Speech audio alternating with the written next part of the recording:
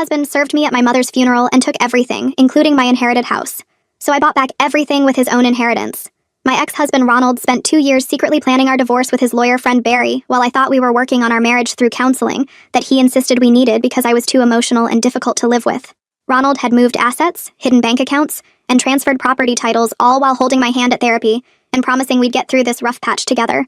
When he finally filed, I was served at my mother's funeral while giving her eulogy because Ronald said emotional distress would make me easier to negotiate with.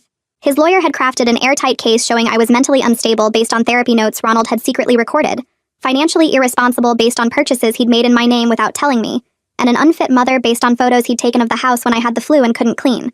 The judge gave Ronald everything, including the house I'd inherited from my grandmother, my car that I'd paid for before marriage, my retirement account that he'd convinced me to put in both names for tax reasons, and worst of all, primary custody of our daughter Zoe, who was 7, and didn't understand why mommy only saw her every other weekend now. Ronald even got my engagement ring back, claiming it was a family heirloom when he'd bought it at a pawn shop. He took my grandmother's china, my book collection, my mother's jewelry that he gave to his new girlfriend Bethany, who was 22, and thought Ronald was a successful businessman, not a thief who'd stolen everything from his wife. I moved into a one-bedroom apartment and started over with nothing, while Ronald lived in my grandmother's house with Bethany, who posted photos wearing my mother's necklace. Ronald would drop Zoe off and make comments about how sad it was that I'd lost everything through my own incompetence. He'd tell Zoe that mommy couldn't afford nice things because mommy wasn't smart with money like daddy. He'd send me bills for half of Zoe's expenses, even though he'd taken all our assets, and I was working 2 jobs just to pay rent. His mother, Francine, would call to gloat about how Ronald had finally gotten free from me and found a woman who deserved him. She'd say I should be grateful Ronald even let me see Zoe considering what a mess I'd become. The thing about Francine was, she was 83, and worth about $4 million from her husband's life insurance and smart investments she'd made over 40 years. She'd always promised Ronald he'd inherit everything as her only child, and he was counting on that money to retire early. Francine had mild dementia that came and went, but was mostly sharp and lived alone, refusing to go to assisted living. Ronald checked on her once a month to make sure she was still alive and his inheritance was secure. That's when I started visiting Francine every day. I brought her groceries and cooked her meals and cleaned her house and listened to her stories about the past. I took her to doctor appointments and picked up prescriptions and made sure she took her medications. I became the daughter she'd never had while Ronald was too busy with Bethany to notice his mother needed help. Francine started calling me her angel and saying I was the only person who really cared about her. After 6 months of daily visits, Francine asked me to help her with some paperwork. She was confused about her will and wanted to make sure everything was in order. I helped her contact a lawyer to review everything and make sure her wishes were clear.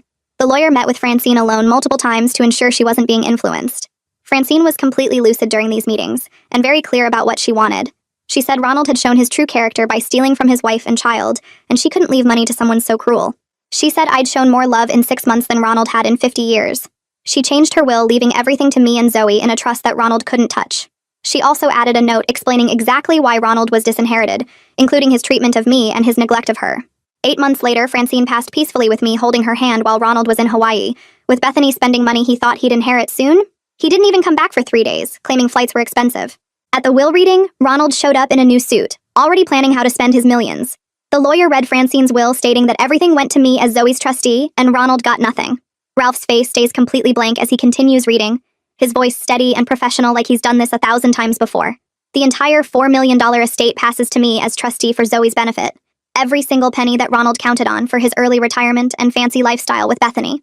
Ralph pulls out a second document, this one handwritten on Francine's personal stationery, and he reads it aloud without any emotion, even though the words are cutting Ronald into pieces. Francine wrote that her son showed his true character by stealing from his wife and child, that he spent 2 years planning to destroy the mother of his grandchild while pretending to work on their marriage, that he took everything, including a house his wife inherited from her grandmother. She wrote about how Ronald visited her once a month just to make sure she was still alive, and his money was safe, how he never called to check if she needed anything, how he went to Hawaii while she was dying because flights back were too expensive. She wrote about how I came every single day for 8 months, brought groceries and cooked meals and listened to her stories, took her to doctor appointments, and made sure she took her medications, became the daughter she never had while her real son was too busy with his 22-year-old girlfriend to notice his mother needed help. Ronald jumps out of his chair so fast it falls backward and crashes against the wall behind him. He's screaming that this is fraud, that I manipulated his confused mother who had dementia, that he's going to sue me for everything and prove I'm a liar and a thief. His face is bright red and spit flies from his mouth as he yells, and Barry puts a hand on his arm trying to calm him down, but Ronald shakes him off. Ralph stays completely calm and sets down the letter, then picks up another folder from his desk. He explains in that same steady voice that Mio Chin conducted multiple competency evaluations over a 6-week period, that Francine was completely lucid during every single meeting, that there are video recordings of her explaining her reasoning in her own words. He says Francine met with 2 different doctors who confirmed she understood exactly what she was doing, that she wrote the letter herself without anyone helping or suggesting what to say, that every possible legal protection was put in place specifically because they knew Ronald would challenge this. Barry's face goes pale as Ralph talks, and I can see him doing math in his head about the legal bills this is going to create, and how Ronald definitely can't pay them now. Barry clearly expected his friend to inherit millions, and was probably already planning how much he could charge for managing the estate, and now he's realizing that all the careful legal work went into making sure he couldn't challenge anything successfully. I sit in my chair with my hands folded in my lap, while Ronald paces back and forth still yelling, and I feel this weird mix of feelings I wasn't expecting. Part of me wants to smile because this is exactly what I planned for. Exactly what Ronald deserves after what he did to me and Zoe. But another part feels genuinely sad that Francine is dead, that this woman who became my friend is gone, and I'll never hear her stories again, or see her face light up when I brought her favorite cookies. The money feels almost beside the point compared to the fact that Francine saw through her son completely, understood what kind of person he really was, and chose to protect the grandchild he used as a weapon against me. She could have split the money between us or given Ronald something small, but she chose to give him absolutely nothing because that's what she thought he deserved. Ronald is still yelling about lawyers and challenges and how he's going to prove I'm a criminal, but Ralph just keeps sitting there calmly with all his folders and documents, and I know Ronald already lost this fight before it even started. Ralph waits until Ronald finally runs out of steam and collapses back into his chair, breathing hard. Then he reaches into his desk and pulls out a sealed envelope with my name written on it in Francine's shaky handwriting. He hands it across the desk to me and says Francine left this specifically for me with instructions that I should read it privately. I take the envelope and hold it carefully, feeling the weight of the paper and seeing how Francine's writing got wobbly near the end when her hands weren't working as well. Ralph explains that there are more legal documents I need to sign, but they can wait until next week, and he suggests that Ronald might want to consult with his own attorney before taking any actions he'll regret. Barry nods quickly and starts gathering his papers, clearly ready to get Ronald out of there before he makes things worse. I stand up and thank Ralph for his time, and I walk out of that office with the envelope pressed against my chest while Ronald's voice follows me down the hallway, still yelling about fraud and manipulation. I sit in my car in the parking garage for 10 minutes before I can make myself open the envelope, just holding it and thinking about Francine and how she must have known she was dying when she wrote this. My hands shake a little as I tear open the seal and pull out 2 pages of that same shaky handwriting, and I have to blink hard a few times because my eyes are getting blurry.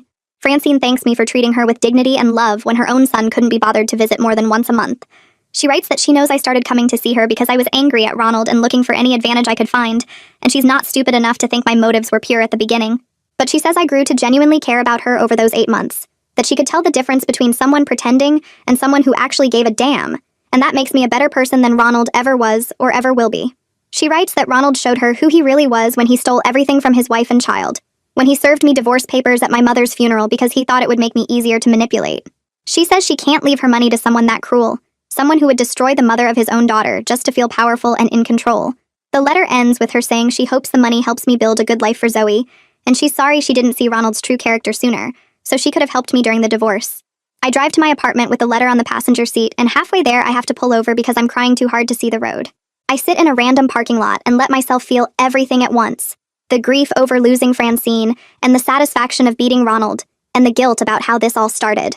When I finally get home, I call Oswald Ramey, the attorney I hired 2 weeks ago when I knew the will reading was coming up soon. He answers on the second ring and asks how it went, and I tell him everything Ralph said about the competency evaluations and the video recordings and the multiple doctors. Oswald makes satisfied sounds and says he already reviewed all the will documents I sent him last week, that Francine's lawyers built protections so strong that Ronald's challenges are basically worthless before they even start. He explains that we should expect threats and legal letters and maybe even a formal lawsuit, but none of it will go anywhere because Francine documented everything perfectly. He says the inheritance will be in probate for a few months while everything gets processed, but there's no real chance Ronald can touch any of it. That evening, my phone starts ringing over and over, and I let it go to voicemail the first 16 times because I know it's Ronald, and I'm not ready to hear his voice yet. On the 17th call, I finally answer, because I know he won't stop until I do. And immediately he's yelling, and then begging, and then threatening, and then begging again. He says I manipulated his sick mother and stole his inheritance and ruined his life. And then 2 seconds later, he's asking me to please do the right thing and share the money because we were married for 10 years, and that should count for something. I wait until he stops talking, and then I say very calmly that Francine made her choice based on his own actions, based on how he treated me and Zoe and his own mother for years. I tell him I'm honoring her wishes by making sure Zoe's future is secure from his financial games and manipulation. He starts yelling again about how I'm a thief and a liar, so I hang up and block his number on everything except the co-parenting app we use for Zoe's schedule. The next morning, I wake up to find a certified letter slipped under my apartment door, and I know what it is before I even open it. Barry sent a formal legal threat about undue influence and elder abuse, claiming I manipulated a confused old woman and isolated her from her loving son. The letter demands that I voluntarily disclaim the inheritance and allow it to pass to Ronald as Francine's natural heir, and it threatens criminal prosecution and civil lawsuits if I don't comply within 10 business days. I take photos of every page and email them to Oswald, then I go make coffee and wait for him to call back. He calls 20 minutes later and he's actually laughing, like genuinely cracking up about how stupid this letter is. He explains that these exact challenges were anticipated and prepared for, that Francine's documentation of her reasoning and mental state makes these threats completely empty. He says Barry is probably doing this because Ronald is pressuring him and he needs to show he tried something, but any lawyer who actually reads the case file will tell Ronald he's wasting his time and money. I go to work at both my jobs like always, because the inheritance is still in probate and I still need to pay rent and buy groceries and keep my life running. But there's this lightness in my chest that wasn't there before. This feeling that Zoe's future is protected now no matter what Ronald tries to do. My coworkers notice I'm smiling more and humming while I work, and a few of them ask if something good happened. I just tell them I got some positive news about a family matter and leave it at that, because I'm not ready to explain the whole complicated story of how I got my ex-husband's inheritance by taking care of his mother while he ignored her. 3 days after the will reading, someone knocks on my apartment door in the middle of the afternoon on my day off. I look through the peephole and see Bethany standing there wearing my mother's necklace, the one Ronald gave her after he stole it from me in the divorce. She's dressed up like she's going somewhere nice and her makeup is perfect and she looks nervous. I open the door but don't invite her in, just stand there waiting to see what she wants. She starts talking really fast about how Ronald is devastated and not sleeping and barely eating, about how he really loved his mother, and he's heartbroken that I turned her against him. She says I look at that necklace hanging around her neck, the one my mother wore every day until she died, and I feel completely calm. I tell Bethany she's welcome to keep the stolen jewelry since it suits her perfectly, and I suggest she start looking for someone with actual money to date since Ronald's inheritance just disappeared. Her face goes red and she opens her mouth to say something, but I close the door before she can get the words out. Zoe's custody visit happens that weekend, and when Ronald drops her off, he won't even look at me, just lets her out of the car and drives away fast. Zoe seems confused and quiet, and after we eat dinner, she asks me why Daddy seems so angry all the time now. I think carefully about how to explain this in a way that's honest but appropriate for a 7-year-old, and I tell her that Grandma Francine left her a special gift to help with her future. I explain that sometimes grown-ups have complicated feelings about money, and Daddy is upset because he thought he would get Grandma's money, but she chose to give it to Zoe instead. I tell her that none of this changes how much both her parents love her, and the money is just to make sure she can go to college and have a good life. Zoe thinks about this for a minute, and then asks if that means we can get a bigger apartment with a room just for her, and I tell her maybe someday soon when everything is finished with the lawyers. I check my phone the next morning and see Ronald's Facebook post has blown up overnight. He's written this long thing about losing his beloved mother, and how his greedy ex-wife manipulated a confused elderly woman into changing her will. The comments start out sympathetic with people saying they're sorry for his loss and how terrible I am, but then I see Francine's neighbor Mrs. Smith has commented. She writes that she lives next door to Francine's house and never saw Ronald visit more than once a month, but she saw me there every single day for 8 months, bringing groceries and taking Francine to appointments. Another neighbor jumps in saying the same thing, and then someone else posts actual photos from their phone, showing me helping Francine carry shopping bags up her front steps. The timestamps on the photos prove I was there consistently, while Ronald was nowhere to be found. I watch the comment section turn against Ronald in real time as more neighbors pile on with their own observations about how I was the only one who cared for Francine, while her son was ignored her. Someone asks why Ronald never visited his mother if he loved her so much, and Ronald starts deleting comments and blocking people, which just makes him look worse. I screenshot everything before he can erase it all, sending copies to Oswald, who says this kind of public documentation of Ronald's neglect could be useful if things get messy. 2 days later, Oswald calls to tell me Barry has filed a formal legal challenge claiming Francine lacked the mental capacity to change her will. I feel my stomach drop, because even though Oswald warned me this would probably happen, actually facing it feels different. The next 2 weeks are brutal, with depositions where Barry tries to paint Francine as confused, and me as a manipulator who took advantage. Mio shows up to every single deposition with boxes of documentation, and watching her work is like watching someone dismantle a bomb with perfect calm. She presents medical records from Francine's doctor, showing regular cognitive assessments that were all normal. She shows competency evaluations from 2 different specialists who examined Francine specifically to determine if she understood what she was doing with the will. She even has video recordings of Francine explaining her reasoning in clear, sharp language. Makes it obvious she knew exactly what she was choosing and why. Barry keeps pushing about Francine's dementia diagnosis, but Mio calmly explains that mild dementia doesn't mean someone lacks capacity for legal decisions, especially when they're having good days and multiple professionals have evaluated them as competent. I watch Ronald's face get redder as each piece of evidence makes his case look more desperate and vindictive. By the end of the 2nd week, even Barry looks tired and defeated, like he knows he's fighting a losing battle, but has to keep going because Ronald won't accept reality. The worst deposition happens on day 9 when Barry questions me directly about why I started visiting Francine so suddenly after the divorce. I sit there in that conference room with the court reporter typing everything and Oswald beside me, and I decide to just tell the truth. I say I was angry after losing everything, and I was looking for any advantage I could find. I admit I started visiting Francine partly because I knew Ronald was counting on that inheritance, and I wanted to hurt him the way he'd hurt me. But then I explain how Francine became a real friend over those 8 months, how I genuinely cared about her and enjoyed her company and felt protective of her when I saw how alone she was. I say Francine made her own choices based on watching her son's character for 50 years, not just my 8 months of visits. I tell them about how she'd talk about Ronald as a child and how disappointed she was in the man he became, how she couldn't understand how someone could be so cruel to his own family. Barry tries to make me sound calculating and cold, but I just keep coming back to the fact that Francine was sharp and clear-minded when she changed her will, and she had very specific reasons that had nothing to do with me manipulating her. Oswald squeezes my arm when we leave that deposition, telling me I did well by being honest instead of trying to pretend my motives were pure from the start. The judge takes only 3 days to review everything and rule in my favor. Oswald calls me at work with the news, reading parts of the decision where the judge says Francine's documentation is extraordinary, and her reasoning completely sound.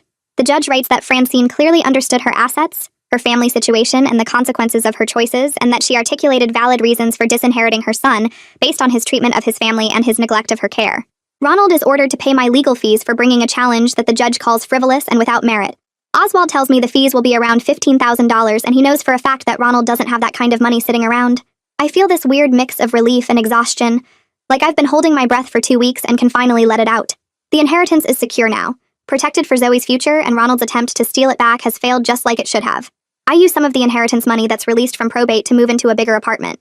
It's a 2-bedroom place in a decent neighborhood with a small yard where Zoe can play.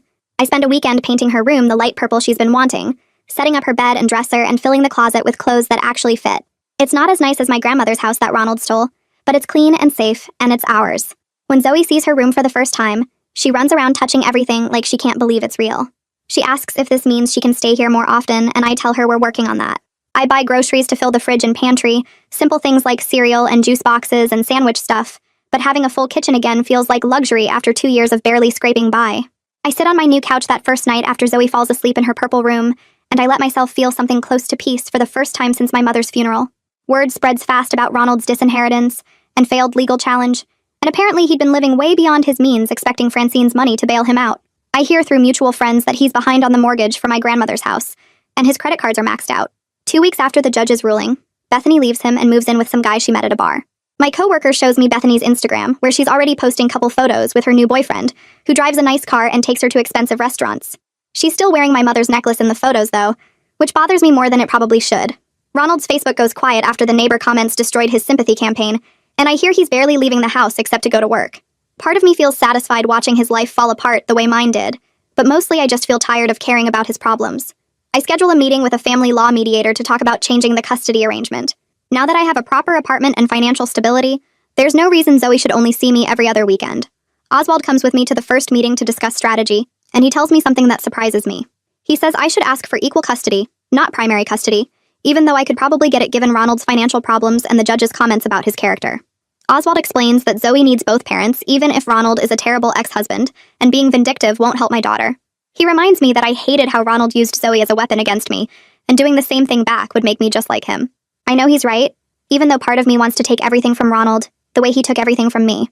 The mediation session happens in a bland office with beige walls and uncomfortable chairs. Ronald shows up looking tired and angry, sitting as far from me as possible while the mediator explains the process. When I propose equal custody with week-on, week-off switching, Ronald explodes. He accuses me of using money to steal his daughter the same way I stole his inheritance. He says I'm just doing this for revenge and I don't actually care about what's best for Zoe. The mediator, this calm older woman who's clearly seen every kind of custody fight, lets him rant for about 2 minutes before cutting him off. She points out very directly that I'm proposing equal custody, not trying to limit his time with Zoe the way he limited mine. She says my proposal shows considerably more maturity than his dramatic accusations, and maybe he should focus on what's actually best for his daughter instead of his own hurt feelings. Ronald's face goes red, but he shuts up, and I can see him struggling not to say something that would make him look even worse. Barry shows up late to the mediation, and he pulls Ronald aside for a private conversation in the hallway. Through the glass door, I can see Barry talking seriously, while Ronald shakes his head and gestures angrily. When they come back in, Barry quietly tells the mediator that his client is willing to accept the proposed custody modification. I watch Ronald's face while Barry talks, and I can see pure rage behind his eyes at being cornered into fairness. He's being forced to agree to equal custody because fighting it would cost money he doesn't have and make him look vindictive to any judge who might review the case. Barry makes him sign the agreement right there, probably worried that Ronald will change his mind if given time to think about it. The mediator witnesses the signatures and says she'll file everything with the court, and just like that, I have equal custody of my daughter again. Ronald walks out without saying a word to me, and I hear his car peel out of the parking lot.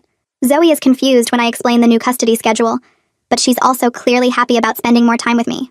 She asks why it's changing now, and I tell her simply that mommy has a better place to live with a room just for her, so we can spend more time together. I'm very careful not to say anything bad about her father, even though I have years of material I could use. When she mentions that daddy seems mad a lot lately, I just tell her that grown-ups sometimes have complicated feelings about changes, but both her parents love her very much. I focus on making our time together stable and loving, keeping routines that help her feel secure. We have breakfast together every morning during my weeks, and I help her with homework at the kitchen table, and we read books before bed in her purple room. She starts leaving toys and clothes at my apartment instead of packing everything each time, and I can see her relaxing into the idea that this is really her home too, not just a place she visits. I give my notice at the coffee shop on a Tuesday morning, and my manager looks surprised but happy for me. She says I've been one of her most reliable workers, even when she could tell I was exhausted, and she hopes things are getting better for me. I don't tell her about the inheritance or the custody change. Just say that my situation has improved enough that I can focus on one job now. The extra time means I can volunteer for Zoe's school field trips and attend her parent-teacher conferences without having to beg for schedule changes or miss work hours I desperately needed. Her teacher pulls me aside after class one afternoon and mentions that Zoe seems much more settled lately, less anxious during lessons, and more willing to participate in group activities. She says whatever changes have happened at home are clearly helping, and Zoe talks about mommy more positively now, instead of the sad, confused way she used to mention our limited time together. I feel something loosen in my chest hearing this, like maybe I'm actually undoing some of the damage Ronald created with his custody manipulation and constant comments about my failures. Zoe still has rough days where she's clearly processing the divorce and the changes, but she's sleeping better at my apartment and doesn't cry as much when Ronald picks her up anymore. I get an email from Ronald 3 weeks after the custody modification goes through, and it's a formal demand that I pay him child support now that I have access to Francine's money. He lists out expenses for Zoe and claims that since I'm now wealthy, I should be contributing more than half to her care. I forward the email to Oswald without even responding to Ronald directly, and Oswald calls me back within an hour laughing. He explains that the inheritance is in a trust for Zoe that I manage but can't access for personal use, and I'm still living on my regular salary from my one remaining job.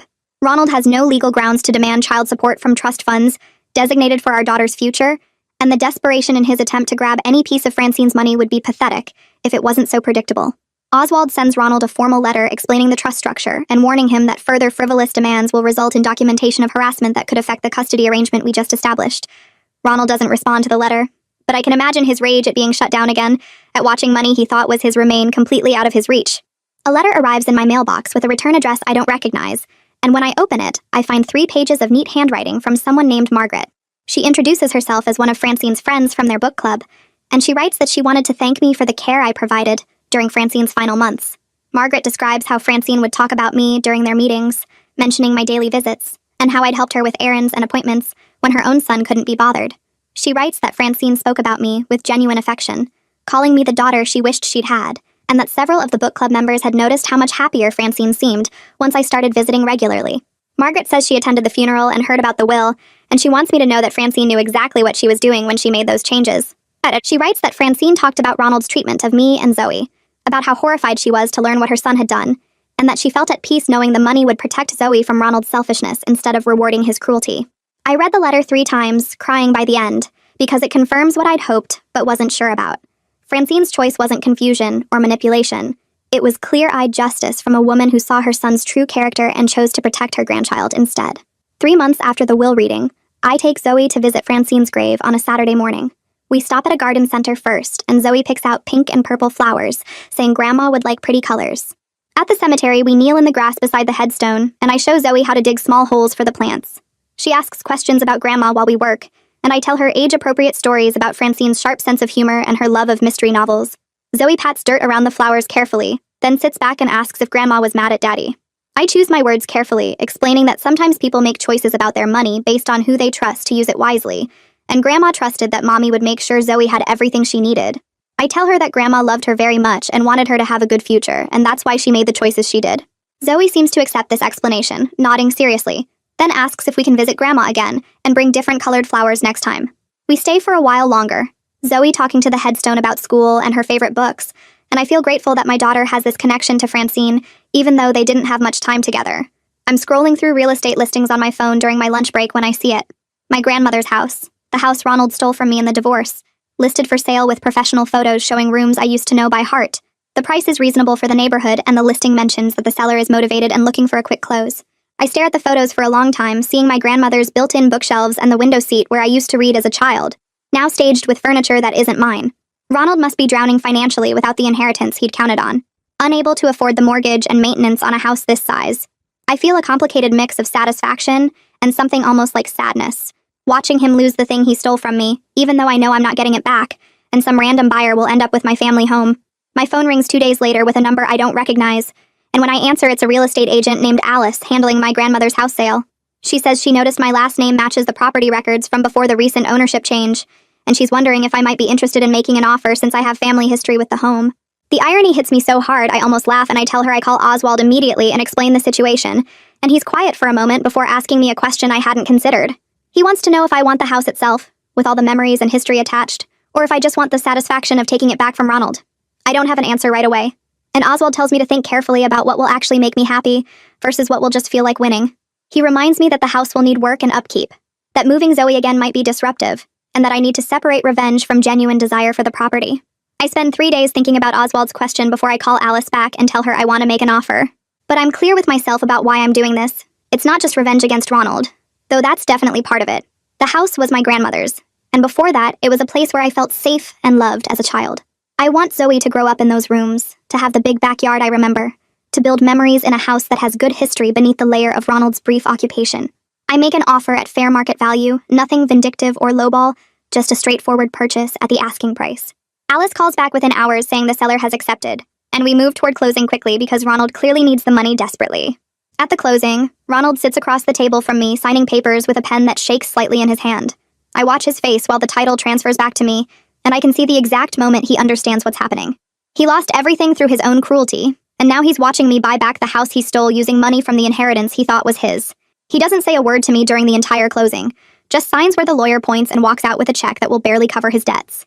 Moving day happens on a warm Saturday, and Zoe bounces around the empty rooms asking which one will be hers. I let her pick from the 3 bedrooms upstairs, and she chooses the one with a window seat, the same room I had as a child.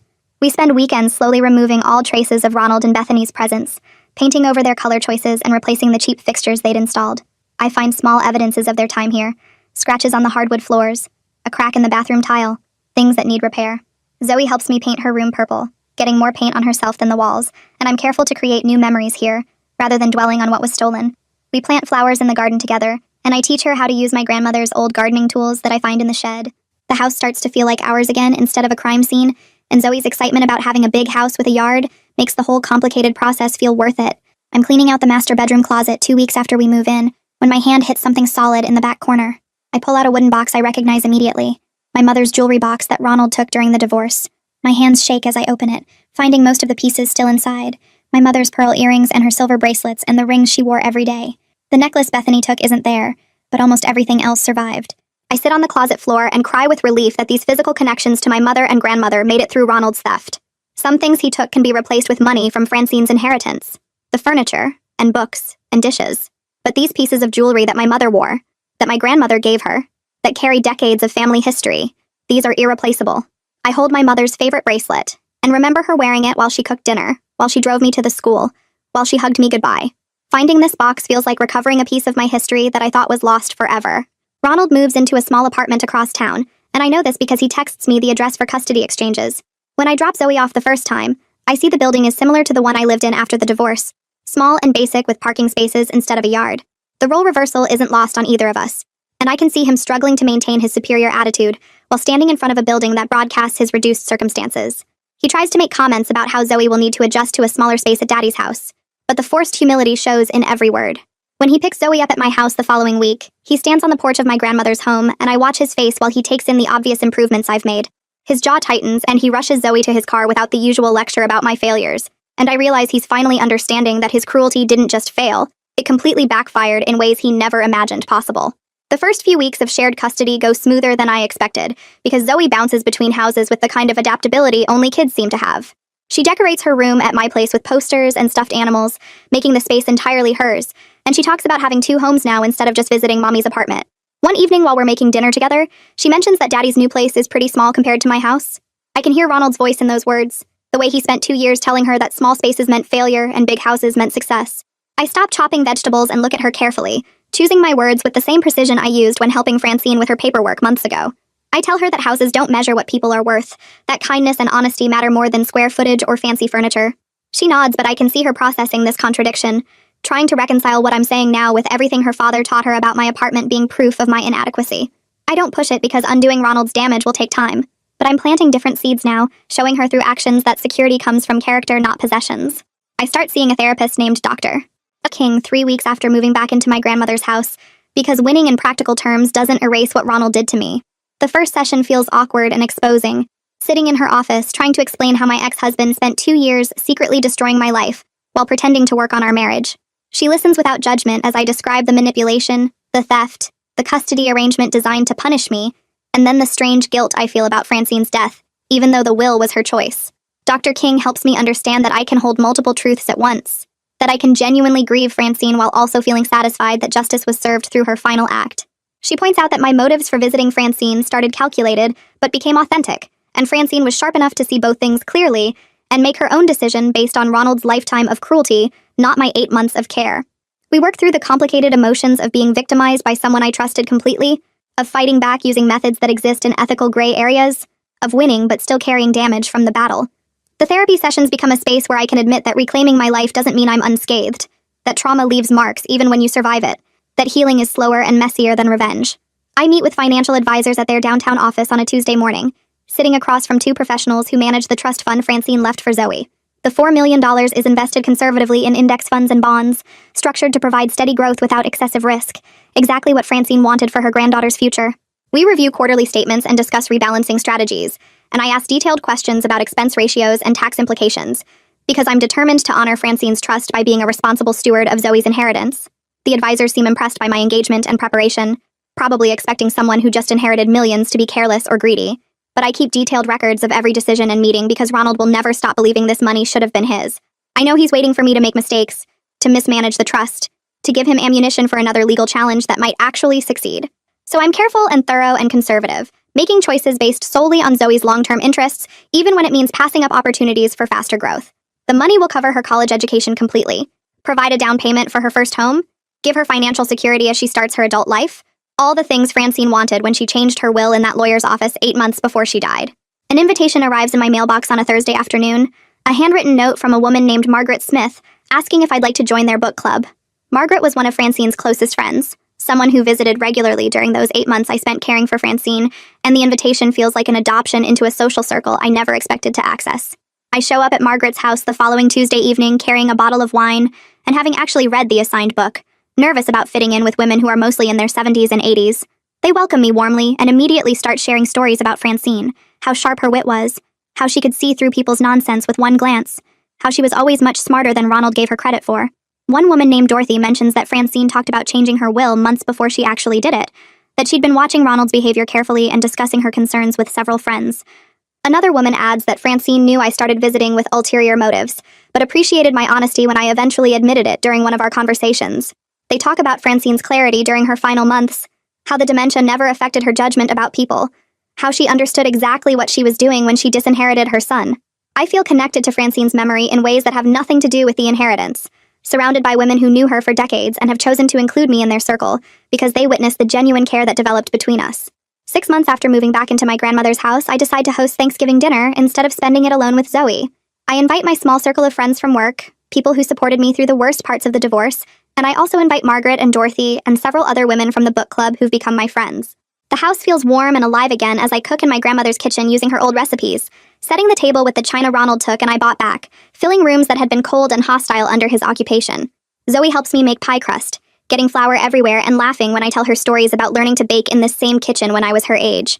The guests arrive bringing side dishes and wine, and soon the house is full of conversation and laughter, people who actually care about each other rather than what they can take. Margaret tells stories about my grandmother that I'd never heard, and Dorothy shares memories of Francine that make Zoe giggle. My work friends blend easily with the older women, and I watch this unlikely gathering with something close to contentment, realizing that I've built a community from the wreckage Ronald left behind.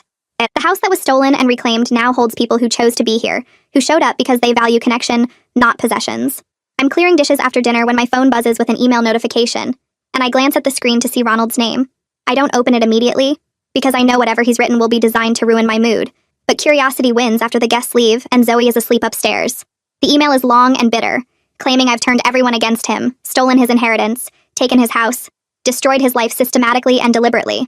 He writes that I manipulated his dying mother, poisoned his relationship with his daughter, and now I'm living in luxury while he suffers in a tiny apartment. The victim narrative is so complete and self-deluding that I almost laugh, because Ronald genuinely cannot see that every consequence he's facing stems directly from his own choices. I start typing a response listing all the ways he destroyed our marriage and stole everything I owned, but I stop halfway through and delete it. Anything I say will just fuel his belief that he's the injured party, that I'm the villain in a story where he's actually the hero wronged by circumstance. I close the email without responding, because I'm learning that the best revenge isn't proving him wrong. It's living well and letting his own choices speak for themselves. He can send 1,000 emails painting himself as a victim, but the truth exists in court documents and witness statements, and his own documented cruelty, and nothing I say will change the narrative he's constructed to protect his ego.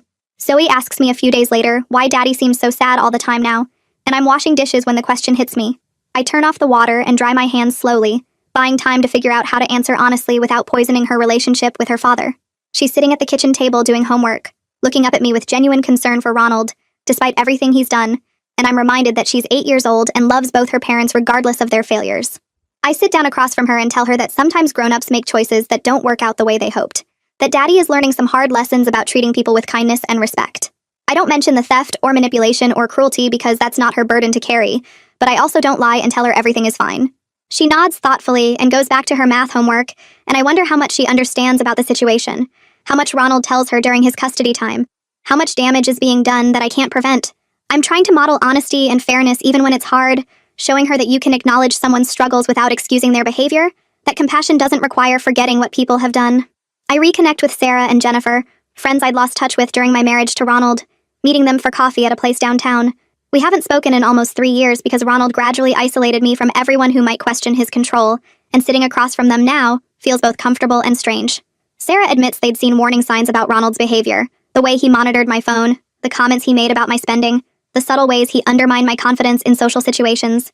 Jennifer adds that they didn't know how to bring it up without seeming jealous or judgmental, that they'd tried a few times but I defended him so completely they backed off. I understand now that abuse works partly because outsiders can't intervene without the victim's cooperation, that Ronald was skilled at making his control seem like concern and his manipulation seem like partnership. We rebuild these friendships slowly over weekly coffee dates and occasional dinners, and I'm learning to trust people again, despite everything Ronald did to make me doubt my own judgment. They're careful not to push too hard or ask too many questions, letting me share details at my own pace, and their patience helps me believe that not everyone has hidden agendas or ulterior motives. The 1-year anniversary of Francine's death arrives on a cold morning in November, and I take Zoe to the cemetery with fresh flowers.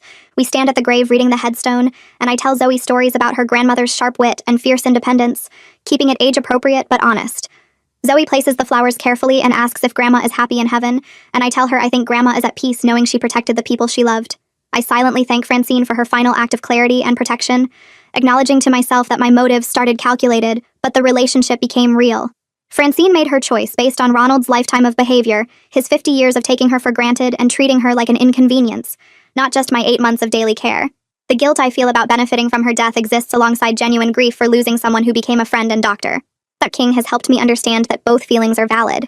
I can miss Francine while also being grateful for what her will provided, can mourn her loss while acknowledging the justice of her final decision. Zoe and I spend 20 minutes at the grave before the cold drives us back to the car, and I feel Francine's presence in the way her choice continues to reshape all our lives.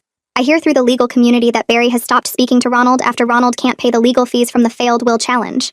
My lawyer Oswald mentions it casually during a meeting about finalizing the trust paperwork, noting that Barry apparently feels used and manipulated by Ronald's promises of payment once the inheritance came through. The irony of Ronald losing his closest ally through his own selfishness isn't lost on me, because Barry enabled every step of Ronald's divorce scheme and now faces his own consequences. I learned that Barry is under ethics investigation for his role in the secretly recorded therapy sessions and fabricated evidence, that several of Ronald's other victims have come forward with similar stories of manipulation. Ronald burned through his support network by treating everyone as tools to be used, and now he's alone in his small apartment with nobody left to blame but himself. The pattern is so clear from outside his delusion. How he destroys every relationship through his own selfishness, how he creates the very abandonment he claims to suffer from, unjustly. I feel a strange mixture of satisfaction and weariness watching Ronald's world shrink to match the smallness of his character, knowing that justice sometimes arrives slowly, but arrives nonetheless. I get called into my boss's office on a Tuesday afternoon, and my first thought is that something went wrong, because good news doesn't usually come with that serious expression he's wearing. He sits me down and starts talking about my performance over the past year, how I've handled everything professionally despite what he knows has been a rough time personally, Then he tells me they're creating a new senior position, and he wants me to take it, with a 15% salary increase and better benefits. I sit there processing this for a moment because the inheritance money means I don't desperately need this raise, but I accept immediately because I want my own career and my own accomplishments that have nothing to do with Francine's will or Ronald's schemes. Walking back to my desk, I feel this weird mix of pride and relief, knowing that I built this through my own work and reliability, not through anyone's death or manipulation. The next week, I attend parent-teacher conferences at Zoe's school, and her teacher pulls out this folder of recent work, all marked with good grades and positive comments. She tells me that Zoe's performance has improved dramatically over the past few months, that she seems more confident and relaxed in class, more willing to participate, and less withdrawn during group activities. The teacher mentions that she's noticed Zoe talking about having her own room at both houses now and how much happier she seems with the new custody arrangement. I sit there looking at Zoe's improved test scores and carefully written homework assignments, and this matters more to me than any amount of money because it means I'm actually undoing the damage Ronald caused. Zoe is learning that stability exists, that her mother can provide a real home, that she doesn't have to choose sides or feel guilty about being happy with me. That evening, I'm sorting through paperwork at my desk when someone from the accounting department stops by to drop off some files, and we end up talking for 20 minutes about a project we're both working on. His name is Kian, and he's been with the company for 3 years, and there's something easy about the conversation that makes me realize I haven't had a normal interaction with a man in years without analyzing every word for hidden manipulation. Over the next few weeks, we run into each other at meetings and in the break room, and eventually he asks if I want to grab coffee sometime. I say yes, but make it clear I'm taking things very slowly. That trust doesn't come easily after what I went through with my divorce. Kian nods and says he understands, that he's been through a rough breakup himself and knows that rebuilding takes time. Our first actual date is just coffee and conversation, nothing fancy. And what strikes me most is how he listens when I talk and asks questions about my opinions, rather than telling me what I should think. He treats me like an equal, like someone whose thoughts and feelings matter.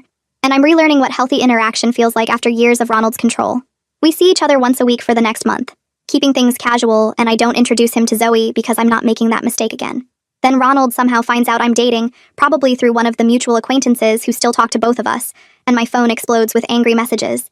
He's texting about how I'm moving on so quickly and disrespecting our marriage, conveniently forgetting that he filed for divorce 2 years ago after planning it for 2 years before that, while sleeping with Bethany.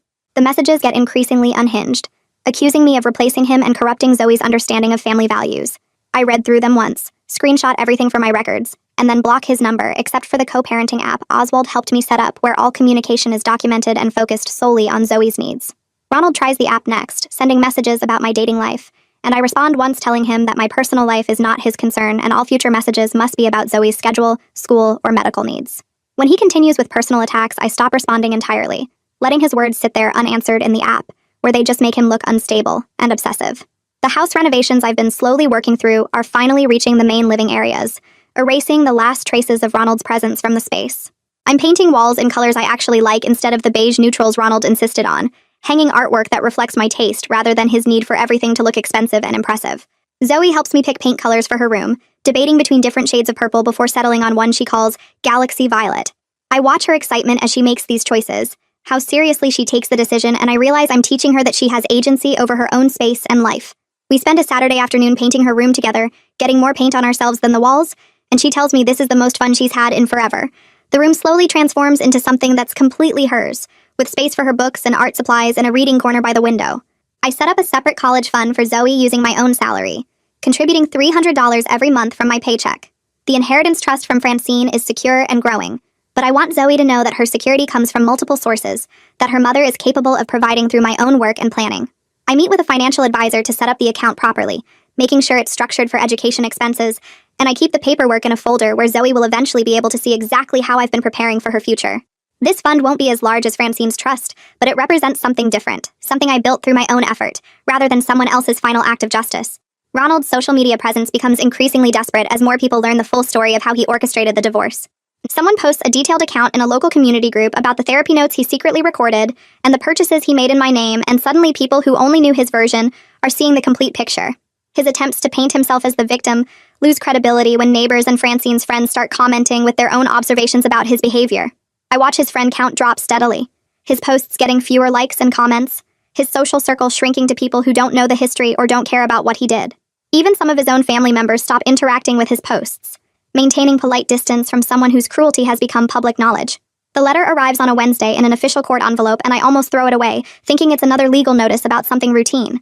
Instead, it's from Judge Altair, who handled our original divorce case, which is highly unusual because judges don't typically reach out to people whose cases they've decided. He writes that he's learned information suggesting the case was decided based on fabricated evidence, that he's been made aware of the secretly recorded therapy sessions and the purchases made in my name without my knowledge. The judge is careful to say he can't reverse the original ruling because legal processes don't work that way, but he wants me to know that he recognizes an injustice occurred. The letter ends with information that he's referred Barry to the state bar for ethics review based on what he's learned about the evidence fabrication.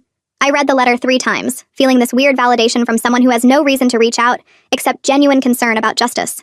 2 weeks later, I'm contacted by an investigator from the State Bar Ethics Committee who wants to interview me about Barry's role in Ronald's divorce scheme. I meet with her in a conference room downtown and spend 3 hours going through everything. The therapy notes Ronald recorded without my knowledge or consent, the purchases he made in my name to make me look financially irresponsible, the photos he took when I had the flu to make me look like an unfit mother. I provide copies of bank statements showing the purchases I never made, phone records proving I never agreed to the therapy recordings, medical records from when I had the flu during the time period of those damaging photos. The investigator takes detailed notes and tells me that several other people have come forward with similar stories about Barry helping clients fabricate evidence in divorce cases.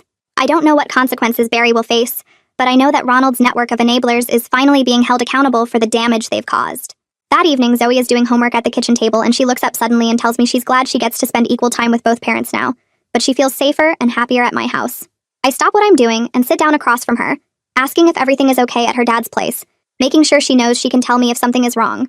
She says nothing bad is happening, just that dad's apartment is small and he seems angry a lot, and at my house she has her own room and I'm not mad all the time. I don't press for more details because I don't want to encourage her to badmouth her father, but I understand what she's really saying. Children recognize authenticity and stability even when they can't fully explain it. They sense the difference between a parent who's present and engaged versus one who's bitter and resentful about circumstances he created himself. I tell Zoe I love her and I'm glad she feels safe here. And we go back to homework and dinner prep like it's just another normal evening, which is exactly what it should be. 3 weeks after the ethics committee interview, I get a call from someone named Alice who runs a divorce support group that meets at the community center downtown. She explains that she heard about my case through the legal community and thinks my story could help others who feel powerless in their own divorce situations. I'm hesitant at first because talking about everything still feels raw and complicated, but Alice says I don't have to share anything I'm not comfortable with. Just whatever might help people understand they have options even when everything seems lost. The meeting is on a Thursday evening in a room with folding chairs arranged in a circle. And there are about 15 people there ranging from their 20s to their 60s, all looking tired and scared in ways I recognize from my own reflection 2 years ago. Alice introduces me, and I stand up, feeling my hands shake a little. Then I start talking about Ronald serving me at my mother's funeral, and losing everything, including my inherited house and primary custody of Zoe. I explain how I documented everything, kept copies of bank statements and emails, tracked every cruel comment and financial manipulation even when it felt pointless because I'd already lost in court. I tell them about visiting Francine and how it started as strategy, but became genuine care, and how she made her own choice to change her will based on Ronald's lifetime of behavior, not my 8 months of companionship. I'm honest about the moral gray areas, about starting the relationship with Francine for calculated reasons, about the satisfaction I felt watching Ronald lose everything he'd stolen from me. I tell them that real life isn't simple good versus evil, that sometimes you do questionable things to survive and protect your child, and you have to live with the complexity of your own choices. Several people ask questions about how I found good legal help and what documentation proved most useful, and I share everything I learned about protecting yourself when your spouse is planning to destroy you. A woman in her 30s starts crying and says her husband is doing exactly what Ronald did, secretly recording therapy and making purchases in her name, and I give her Oswald's contact information along with advice about starting her own documentation immediately. After the meeting ends, 5 different people come up to thank me for being honest about the darkness and the complicated ethics instead of pretending everything was straightforward, and I realize that sharing the messy truth helps more than sanitized success stories ever could. I see Ronald at a coffee shop 2 months later, waiting in line to order, and I almost don't recognize him at first because he looks so much older than the last time I saw him up close. His hair is grayer and thinner, his face has new lines around his mouth and eyes, and he's wearing clothes that look cheaper than what he used to buy. He's alone, no Bethany, no confident swagger, just a middle-aged man who looks tired and beaten down by circumstances he created himself. I'm with a friend from work, and we're laughing about something when Ronald turns and sees me, and I watch his face go through several emotions before settling on something like resignation. He doesn't approach me, and I don't approach him. We just look at each other for a moment across the coffee shop, and I feel this strange absence of anger that surprises me. Part of me still feels satisfaction seeing him reduced to this smaller version of himself, living in a cheap apartment and working a regular job without the millions he thought would fund his early retirement. But the larger part just feels tired of carrying anger around like extra weight, tired of monitoring his destruction and measuring his suffering against mine. My friend notices me staring and asks if I'm okay, and I tell her that's my ex-husband, and she wants to know if we should leave. But I say no, because I have every right to be here, and I'm not letting him take up any more space in my life than absolutely necessary. Ronald gets his coffee and leaves quickly, and I stay with my friend and we go back to laughing about work gossip and weekend plans. That evening, I'm folding laundry in my grandmother's house, and I realize I spent maybe 5 minutes total thinking about Ronald today, compared to the months after the divorce when he occupied every thought and every moment of rage. I'm ready to focus on building my own life instead of watching his fall apart, ready to invest my energy in Zoe's happiness and my own future, rather than Ronald's consequences. The financial advisor calls to schedule our quarterly meeting about Zoe's trust fund, and when I arrive at his office downtown, he's got charts and reports spread across the conference table showing how the investments have grown over the past year. The trust has crossed the $5 million mark through conservative investments and compound interest, which means Francine's original $4 million has grown by 25% while sitting safely protected from Ronald's attempts to access it. I review every transaction and investment choice carefully because I take my role as trustee seriously, keeping detailed records and making sure every decision aligns with Francine's stated intentions to provide for Zoe's future. The advisor suggests some slightly more aggressive investments that could yield higher returns, but I stick with the conservative approach because this money isn't for gambling. It's for ensuring my daughter has security and options when she's old enough to use it wisely. I ask questions about tax implications and long-term growth projections, making notes in my trustee journal where I document every meeting and decision. The advisor comments that I'm one of his most diligent clients, that most people in my position would be tempted to use the money for personal expenses or make risky investments. But I explain that this is Zoe's inheritance from her grandmother, who trusted me to protect it. I'm not going to betray that trust by treating this money as anything other than what it is, a gift from Francine to her granddaughter that I'm honored to safeguard until Zoe is old enough to manage it herself. We spend 2 hours going through everything, and I leave the office feeling confident that the investments are sound and aligned with Francine's wishes. That evening, I update my trustee records with notes from the meeting, filing everything carefully in the organized system I've maintained since taking over the trust. Ronald has no idea how much the trust has grown or how carefully I'm managing it. And he never will because he gave up any right to that information when he spent 2 years stealing everything from me and our daughter. Spring arrives and I buy seeds and gardening tools, finally starting the vegetable garden I'd always wanted to plant in my grandmother's backyard before Ronald took the house away. Zoe helps me mark out the garden plot, and we spend a Saturday afternoon turning soil and pulling weeds, her hands getting dirty as she laughs and asks questions about what each plant will grow into. We plant tomatoes and peppers and cucumbers, along with sunflowers that Zoe insists on adding because she likes how tall they grow. I show her how to make rows and space the seeds properly, how to water without drowning the plants, how to watch for the first green shoots that mean something is growing underneath the soil. She's careful and focused, taking the work seriously in that way children do when they're being trusted with something important. We plant marigolds around the edges because I remember my grandmother saying, they keep pests away, and Zoe wants to know if Grandma planted vegetables here too. I tell her yes, that this garden is continuing something Grandma started, that we're growing things in the same soil where Grandma grew her own food. Zoe asks if we can share the vegetables with Daddy when they're ready, and I tell her of course, because the garden isn't about keeping things from Ronald, it's about creating something good and watching it grow. Over the next weeks, we water the garden every evening, and Zoe gets excited when the first tomato plant breaks through the soil. She runs inside to tell me, and we go look at the tiny green shoot together. And I think about how growing things feels like rebuilding what was destroyed, how patient care and attention can create something new from dirt. The garden becomes our project, something we check on together during her weeks with me, and watching things grow from seeds we planted together feels more valuable than any amount of money sitting in a trust fund. Ronald files another legal challenge 6 months after the first one failed, this time claiming I coerced Francine through emotional manipulation and elder abuse. His new lawyer is someone I don't recognize, probably the only attorney desperate enough to take a case this obviously without merit after Barry's ethics investigation made Ronald toxic in the legal community. Oswald receives the filing and calls me laughing, explaining that this challenge is even weaker than the first one because all the evidence of Francine's mental competency and clear reasoning still exists. We respond with a motion to dismiss and include all the documentation from Mio's competency evaluations, the medical records showing Francine's cognitive function, and the video recordings of her clearly explaining her reasoning for disinheriting Ronald. 2 weeks later, Ronald's new lawyer withdraws from the case, filing paperwork that basically says he reviewed the evidence and realized there's no legitimate legal basis for the challenge. The judge schedules a hearing, and I don't even need to attend because Oswald handles it, but he calls me afterward to report that the judge sanctioned Ronald for filing frivolous motions. The judge warned Ronald in open court that any further baseless challenges will result in more serious consequences, including potential contempt charges and additional financial penalties. Oswald says Ronald looked panicked when the judge was speaking, finally understanding that the legal system won't let him keep harassing me just because he's angry about losing his inheritance. The sanctions include paying my legal fees again, another $10,000 that Ronald definitely doesn't have, and the judge's warning is now part of the court record that will follow any future attempts to challenge the will. I feel relieved that this is finally over, that Ronald has exhausted his legal options and been told by a judge to stop wasting everyone's time with his vindictive lawsuits. That evening I tell Zoe that some grown-up legal stuff is finally finished, keeping it vague because she doesn't need details about her father's continued attempts to take her inheritance. She asks if everything is okay, and I tell her yes, that sometimes adults have to go to court to sort out disagreements, but now everything is settled, and we can just focus on normal life. I take Zoe to the beach for a week during summer vacation, using money I've saved from my salary instead of touching the trust fund, because I want her to understand that her mother can provide good experiences through my own work and planning. We stay in a modest hotel right on the water, and Zoe is so excited she barely sleeps the first night.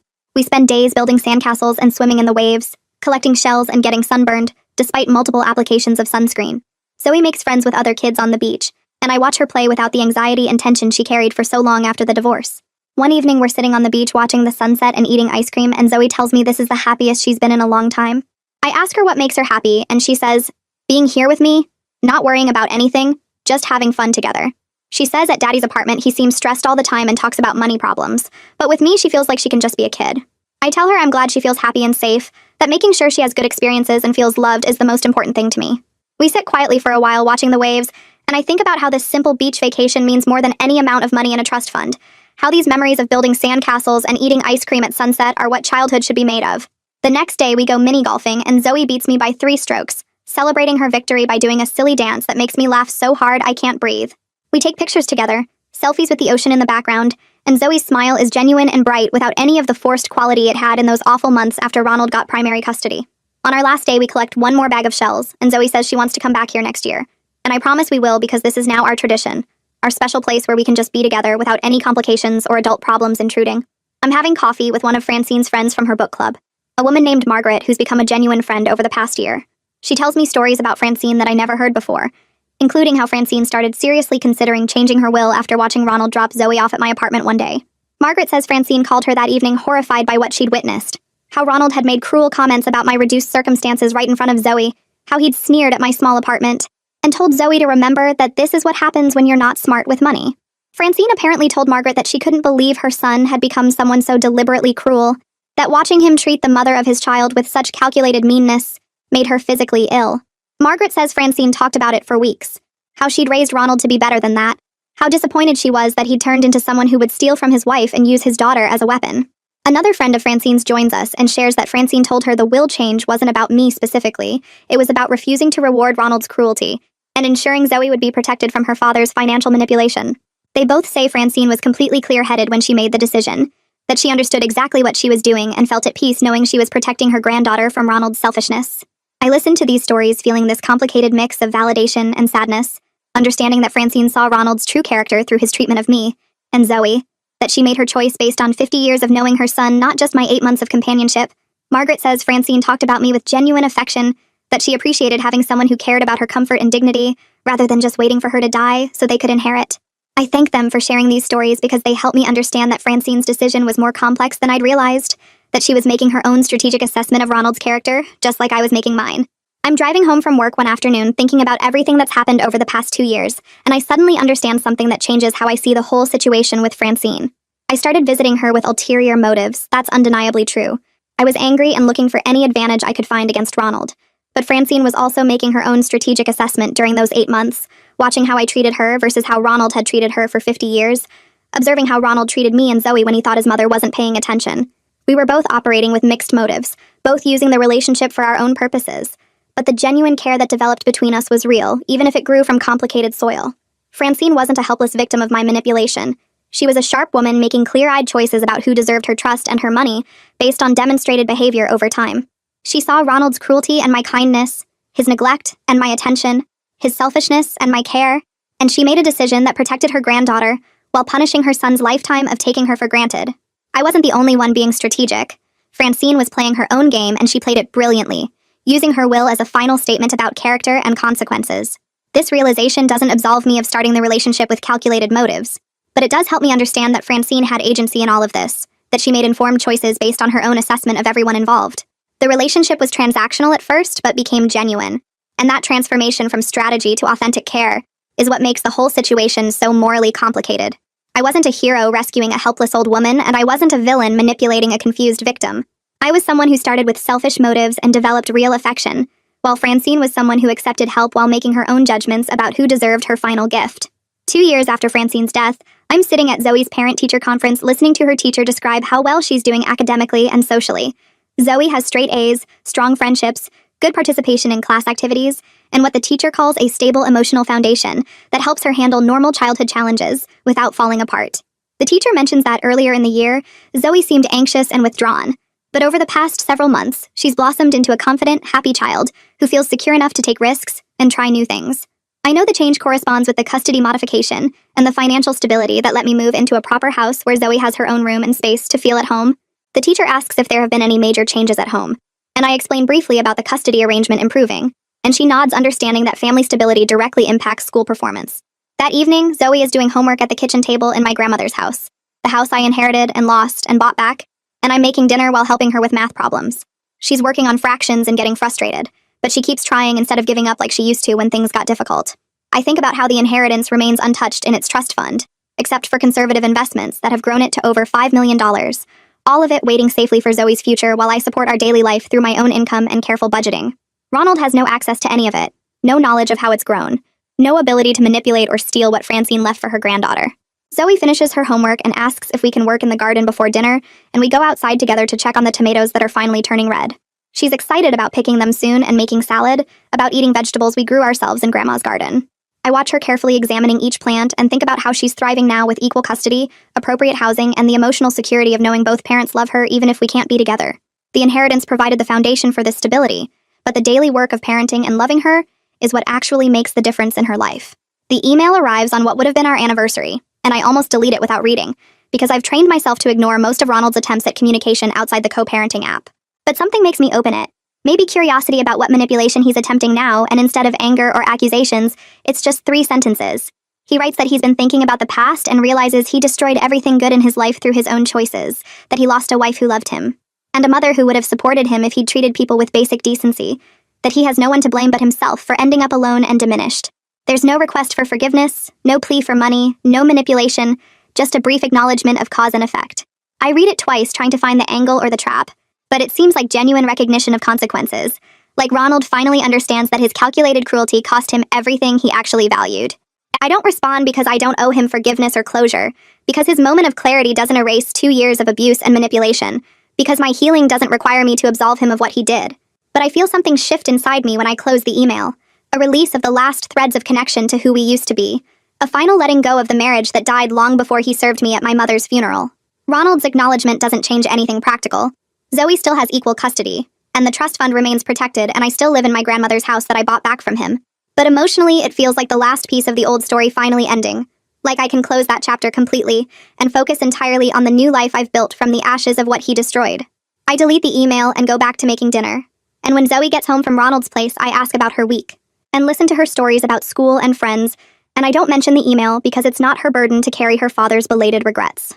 I'm sitting in my grandmother's house, the house I inherited and lost and bought back, watching Zoe do homework at the kitchen table where my grandmother used to roll out pie dough every Sunday. Zoe's bent over her math worksheet, tongue poking out slightly the way it does. When she's concentrating hard and the afternoon light coming through the window hits her hair the same way it used to hit mine when I was her age doing homework in this exact spot. The circle isn't perfectly closed because life isn't that neat, but it's closed enough that I can breathe freely and sleep peacefully, and trust that my daughter's future is secure. Ronald has no access to any of it, no knowledge of how it's grown, no ability to manipulate or steal what Francine left for her granddaughter. Zoe finishes her homework and asks if we can work in the garden before dinner, and we go outside together to check on the tomatoes that are finally turning red. She's excited about picking them soon and making salad, about eating vegetables we grew ourselves in Grandma's garden. I watch her carefully examining each plant and think about how she's thriving now with equal custody, appropriate housing, and the emotional security of knowing both parents love her, even if we can't be together. The inheritance provided the foundation for this stability, but the daily work of parenting and loving her is what actually makes the difference in her life. 6 months after settling back into the house, I introduced Zoe to someone I've been seeing for the past few months.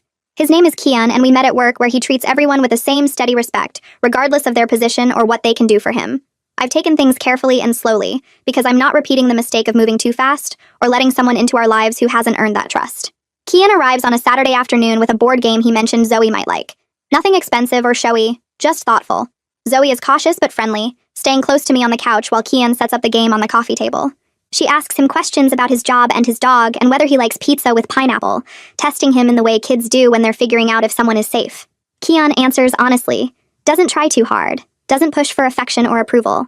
When Zoe beats him at the board game, he congratulates her genuinely instead of letting her win on purpose, and I watch her relax slightly as she realizes he's treating her like a real person. After he leaves, Zoe tells me he seems nice and asks if he's going to come over again.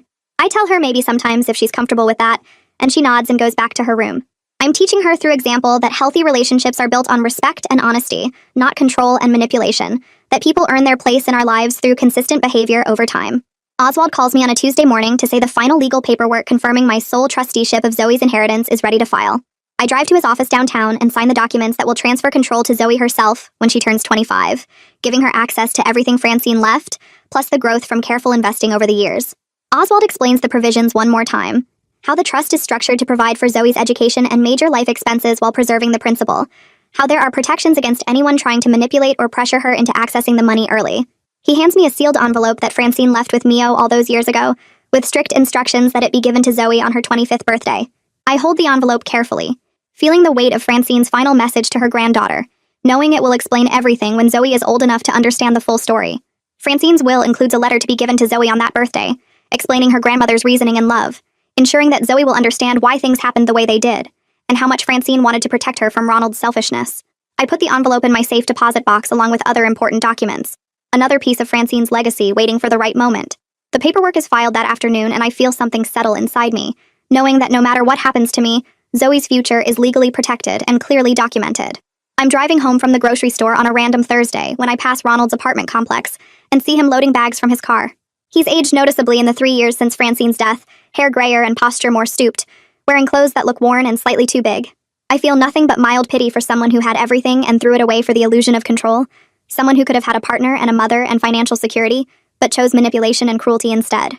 I don't slow down or acknowledge him, just continue driving toward home where Zoe is waiting for me to help with her science project about plant growth. The moment passes without significance because Ronald doesn't occupy space in my thoughts anymore, except as a cautionary tale about what happens when you treat people as objects to control rather than humans to respect. His life is smaller now, and that's the natural consequence of his choices, not something I need to celebrate or dwell on. I get home and help Zoe measure her bean plants and record the data in her notebook, focusing on the life I'm building, rather than the one Ronald destroyed. 3 years after Francine's death, I'm financially stable through my own career after accepting that promotion and building a reputation for reliable quality work. I'm living in my reclaimed family home where Zoe has her own room decorated the way she wants it and a backyard where we grow vegetables together. I'm sharing equal custody of a thriving daughter who gets good grades and has friends and seems genuinely happy most of the time. I'm building a healthy relationship with Kian, who treats me as an equal partner, who asks my opinion and respects my boundaries and shares household decisions, instead of making them unilaterally. The inheritance sits safely invested for Zoe's future, growing steadily through conservative choices and professional management, completely separate from our daily lives. Francine's final act of justice provided the foundation for rebuilding what Ronald tried to destroy, gave me the resources to fight back and reclaim what was rightfully mine and Zoe's. But the actual rebuilding happened through 2 years of daily work, of showing up for custody exchanges with dignity, of being present for Zoe's school events, of proving through consistent action that I was the stable parent, despite what Ronald's lawyers claimed in court. The money mattered, but the character mattered more, and I built this life through both Francine's gift and my own determination to be better than what Ronald tried to make me. I'm planting flowers on Francine's grave with Zoe, who's now 10, and asking thoughtful questions about her grandmother's life and choices. She wants to know why Grandma Francine left her the money instead of Daddy, and I tell her the truth in age-appropriate ways about how Grandma Francine was a woman who believed in protecting the people who couldn't protect themselves and rewarding genuine care over blood obligation. I explain that sometimes family isn't just about who you're related to, but about who shows up and treats you with love and respect.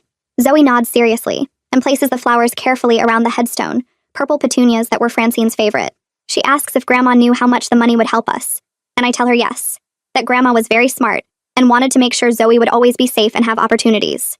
Life isn't perfectly fair, and I carry complicated guilt about the circumstances that led to this outcome, about starting those visits with ulterior motives, even though the care became genuine. But Zoe is secure with equal custody and a trust fund that will pay for college and help her start adult life without debt. I'm stable with a career and a home and a relationship built on mutual respect instead of control. And Ronald faces the natural consequences of his own cruelty, living in a small apartment and working a job he hates because he destroyed every good thing in his life chasing power over other people. It's more justice than many people ever receive, and I'm learning to accept that imperfect justice is still better than none at all.